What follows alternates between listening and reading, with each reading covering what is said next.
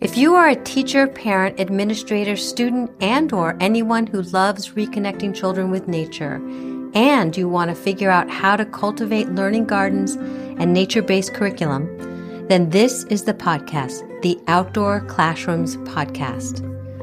My name is Victoria Hackett. I am the founder of Outdoor-Classrooms.com and the Secret Gardens Nature Classes. I love witnessing the magic that happens when children are playfully learning outdoors. Observing the return of wonder and curiosity when children are interacting with nature is pure magic. This is the podcast that is going to help you capture children's interest and give you not only inspiration, but some real life strategies that are going to help you figure out how to use the outdoor space, your outdoor space, as a teaching tool, so you can enlighten the playful learning experience for young children. Welcome to our Outdoor Classrooms community. Hello, everybody. I want to spend a little bit of time today talking about nature's classroom, enhancing your teaching practice through personal exploration. I got thinking about this as I've been spending lots of time in the Secret Gardens outdoor classroom, cultivating, cleaning up. At the time of this recording, we are coming out of Mother's Day, so it's a beautiful time to be cleaning up the outdoor spaces, replanting and planting and so on and so forth. So I wanted to introduce this idea of ourselves as educators and parents spending more personal time in nature to enhance our outdoor teaching practice, and how that is so critical in our own growth, because the time that we can spend outdoors gives us that peace of mind and all of the benefits that we've been talking about that children get, that we as educators get. So as our classrooms and just being a teacher and the time that it takes and being pulled in 50 million different directions, I think it's critical that we actually take the time to spend in nature. So we just had our Mother's Day. Both my kids have flown the nest. So I woke up and the first thing that I did was I went out into the gardens. And that was the only place that I wanted to be. And I felt very much at home there. I felt connected. I felt my late father. It's a beautiful place just to find peace of mind, a great place to think.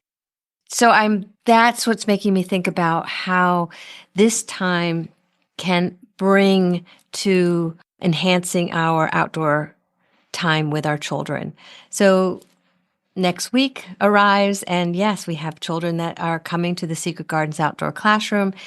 And I can feel a shift, and that I gave myself the gift of time in nature and cultivating the gardens. Therefore, in turn, not only provided a more beautiful space for the children when they arrived, but also I felt connected in terms of where the plants were, where the tulips were, and how, okay, now they're fading away. Now we can plant something else. It gave me time to be in sync with the season and what was actually happening with them.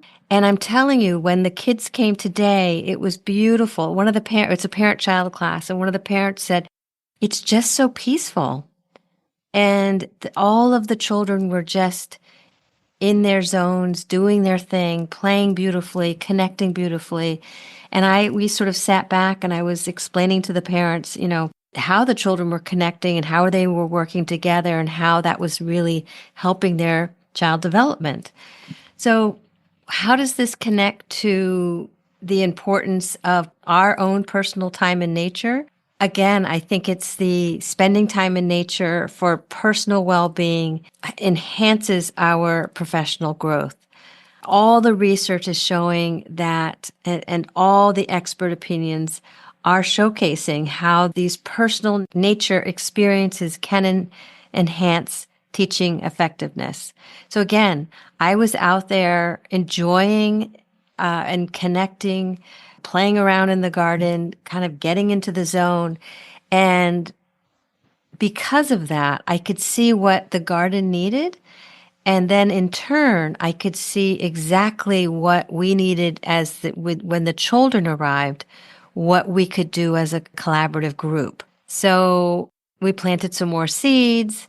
We got things ready. We're preparing for our summer art show. All of these different things, and they're all very, very different, but they all are speaking to these 4 different types of teaching gardens that we talk about in our Outdoor Classrooms community. I also find that nature can act as a source of inspiration and reflection. So again, when I am out there, there's nothing better than finding a space in an outdoor space that is so desolate that it makes your eye hurt, that it's like, oh, it's just awful.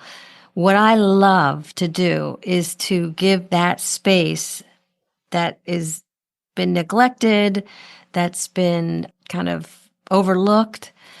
My, I guess, heart space is to clean out that space and give it new life. And that's exactly what I did on Mother's Day.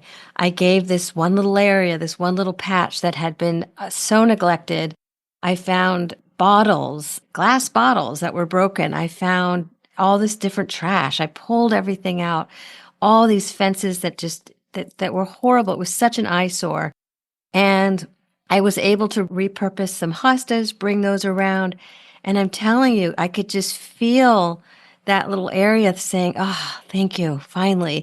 It creates this incredible time for inspiration. And then what happens is nature then gives you it sort of thanks you. And these hostas, they'll start blooming. And then you have this beautiful space, which in turns, the birds are coming, the birds are singing, and the birds were beautiful this morning when the kids were there. It was so incredibly relaxing and wonderful. So that was a source of inspiration, a source for reflection, a source for taking what we have, and it may be an eyesore, but it was a very small space. What can we do with that one space to make it enlightening and exciting? So for me, there's this reflective process that occurs when I'm connecting with nature on this personal level. And in turn, I feel like it only enhances my time when I'm with the children and I'm teaching. So in looking at that, I want to look at practical ways to integrate personal nature time into our outdoor classrooms. But in essence, what can we do as educators and parents to find that personal time without children and to spend that time in nature, maybe gardening or weeding or whatever that is? One of the moms said today, she said, "Oh yes, I spent 7 hours away from the house without kids, and it was wonderful." And she had a break. But I really think it's important for all of us, educators and parents, to not just do that on maybe Mother's Day, but to really carve out a practice for personal nature time in nature to truly reconnect. Because it's a little bit like putting the oxygen mask on yourself before putting the oxygen mask on your child. That we need to take care of ourselves and all of this chaos that's happening in the world today. We need to come up with time. So a good way to do that is to talk to your family, talk to your spouse or anybody that you're living with, and let them know that this is what you're going to be doing, that during this time and this time, that you're going to be spending out in the garden. And it could be just sitting there. It could be having a glass of wine. It could be having a glass of tea. It could be weeding. It could be doing what I was doing, completely transforming an eyesore of a space, which to me, that's like pulling a string out of a yarn. It's like, oh, wow, that looks so amazing. Then you go to the next garden that's right next to it and then the next one and the next one. And all of a sudden it's like, oh, we did the whole corner. It looks beautiful. And then journal, finding journals, finding different activities and practices that you can do to reconnect with nature and find inspiration for your teaching. For instance, you can take time to paint if you want to paint outside.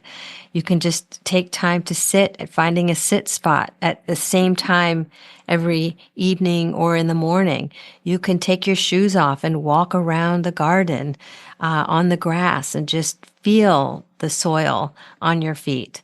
You can go in the morning and see the dew or listen to the birds and try to figure out who's singing what song and how, and really resonate in terms of how they're talking to each other through their bird song. There are many, many different practical ways to integrate personal nature time. I would love for you to come join us in the Circle membership where we talk about this all the time and how we can bring this nurturing to ourselves, again, so we can influence our outdoor teaching practice. And it's an incredible community. So if you have any questions about that, I'll put the information in the show notes. The last couple things I want to talk about is just the impact that all of this spending personal time in nature has on our teaching practice. So again, I love spending time in my gardens. I love translating and thinking, but what I most love and how that works out in my teaching practice is that, and we were talking about this in the Circle membership. Sometimes it's hard to write down a whole lesson because you're working with children and you're doing emergent curriculum. So it's hard to sort of predict where things are going to go. But even this morning, I have my activities. I put them around. They're invitations for learning. I don't know how the kids are going to respond to them. But when I am out in nature, I realize, oh, okay, here's some more loose parts, the loose part. It's almost like I'm choreographing the experience when I'm by myself, alone in the garden. And that's what I did this morning. And I do it a lot when the kids come. I walk around the garden and I sort of feel, and I almost feel like it's going to sound strange, but I almost feel like the garden is, and the teaching gardens are whispering to me in terms of, oh, here's some small rocks that you can use as for counting. Oh, the tulips are complete. And there's a few purple ones. So cut them off and maybe the kids can dissect them. So I'm having these conversations as I am kind of checking in with the garden. And I do feel this connection that I get from nature is these small whispers. And nothing, it's not rushed. And that's the beautiful thing too. I have teachers that ask me like, oh, well, how long does it take you to set up? It must take forever. And yes, we can't do that because it's just going to take forever. And I feel like when we can slow down enough to hear those whispers, then we all win. There's no reason to rush. The kids aren't rushing. And one of the parents said, oh, well, and the kids were playing so beautifully and catching bugs and worms and so on and so forth. And she said, oh, and you had all these wonderful activities. And I said, yeah, they did them all. But I find that they get more out of their play together. And that's what they were doing today. They were all playing and talking and collaborating. And I sort of pointed that out. I said, look at what they're doing. And that is organic. And that is that's the goal, is that we want this organic, playful learning to happen among themselves, where we actually step out of the picture. And I find that I can create these invitations for learning. They're there. It's nice to provide the structure if they need and want it. But if they are already working independently and exploring independently, there were 4 or 5 of them going around together, collaborating and doing such a beautiful job. So what I would love to just summarize and some just key takeaways in terms of how important it is to have this personal nature time for yourself and how that can impact your outdoor teaching practice. So I invite you to create a new habit in terms of spending time in nature and figuring out what you're going to do when you get there, whether journaling, sipping a cup of tea, just listening to the birds, whatever it is. It doesn't matter what it is. But spend 5 minutes, then maybe spend 10 minutes, and maybe 15 even. But that time will enhance your outdoor teaching practice. What I would love for you to do is then to share your experiences and insights on spending time in nature and its impact on your teaching practice with us here at Outdoor Classrooms. So let us know what's going on. I would love to hear more about your journey. So some upcoming activities and events. We have a new workshop every single month, and the time of this recording is May, and we have a new workshop on process art inspired by Eric Carle. So I'm so excited about sharing that. So I'll put that information in the show notes. We also have a free all-weather outdoor classrooms workshop coming up, and I will put that information in the show notes as well. That's going to be on May 20th from 7 to 8. And if you subscribe to our newsletter, you will automatically get the link. So again, all of our information, subscribe to our newsletter. That's the best way to stay informed about all the upcoming information that's happening at Outdoor Classrooms. And I will put all that information in the show notes. Again, see you outside. Bye. Thank you for joining us for today's episode. Before we sign off, we have an exciting opportunity for educators looking to bring learning to life outdoors. Consider enhancing your teaching journey with the Outdoor Classrooms Teacher Certification Program. This program empowers educators to transform any outdoor space into a dynamic learning environment. By joining, you'll gain skills to inspire students and foster a deeper connection with the natural world. Interested in making a difference with outdoor learning? Visit www.outdoor-classrooms.com to learn more about enrolling in the certification program. Don't miss the chance to expand your teaching toolkit and inspire the next generation with the joy of outdoor education. Thank you for listening, and remember to subscribe to our podcast for more inspiring content. Until next time, keep inspiring young minds.